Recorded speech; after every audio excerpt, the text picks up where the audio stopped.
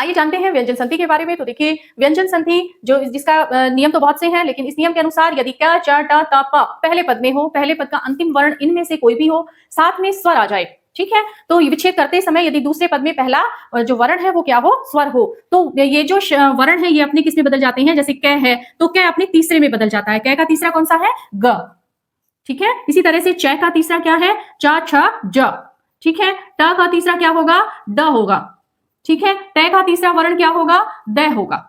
प का क्या हो जाएगा, ब हो जाएगा, ठीक है। ये ध्यान रखिएगा पहली बात। दूसरा कुछ एक उदाहरण भी देख लेते हैं। जैसे कि उदाहरण के अनुसार लिखा है शब्द वाक धन ईश। अब मैंने आपको यही कहा है कि पहले पद का अंतिम वर्ण क्या हो, क हो, दूसरे पद का पहला वर्ण क्या हो, स्वर हो, ठीक है। तो यदि हम इन दोनों को मिलाते हैं तो ये जो क है ना, ये किस में बदल जाएगा, ग में बदल जाएगा, वागीश, ठीक है। अब क्योंकि ये ई तो हम ऐसे के ऐसे शब्द में नहीं लिख सकते, शब्द के मध्य में जब भी स्वर आता है तो किस रूप में आता है, मात्रा के रूप में आता है, ठीक है, ये आप ध्यान रखिएगा। अगला आता है च से संबंधित। तो जैसे लिखा हुआ है शब्द अच धन अज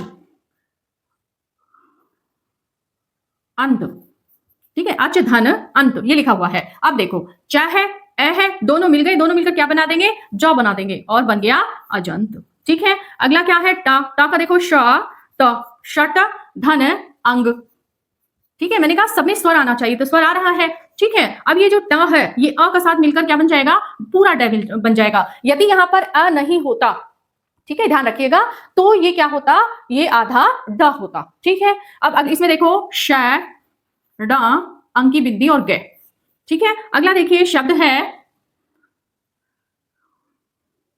ये शब्द है त से संबंधित जो है लिखा हुआ है जैसे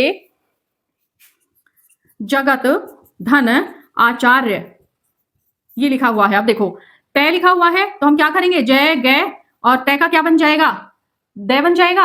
आ का क्या होगा, मात्रा लग जाएगी और ये पीछे का पूरा आचार्य, जगत आचार्य, ठीक है, इस प्रकार से हो जाएगा। अगला देखो पै से संबंधित इसका उदाहरण हम देख लेते हैं। जैसे लिखा हुआ है अप धन ज। अब यहाँ पे आप देखोगे कि यहाँ पर स्वर नहीं है, लेकिन स्वर जो है वो इस पद में किसके साथ है, ज के साथ है, ठीक है। इसलिए यहाँ पे ये जो प है ये कैसा होगा, आधा होगा। क्यों, क्योंकि हमें यहाँ कहीं स्वर अलग से दिखाई नहीं दे रहा है, तो हम पै को किस में बदलेंगे, ब में बदलेंगे, आधा ब और ये पूरा हमने क्या किया, जय उतार लिया, ठीक है। ये क्या हो गया, अब्ज हो गया, अब्ज, ठीक है बेटा। तो इस प्रकार से होगा आपका कि किसी भी इन जो क च ट त प पहले जो ये वर्ग होते हैं इनके साथ यदि कोई भी स्वर आ जाता है तो अपने तृतीय में ये बदल जाते हैं, ठीक है। इसकी डिटेल वीडियो आप मेरे चैनल पर देख सकते हैं।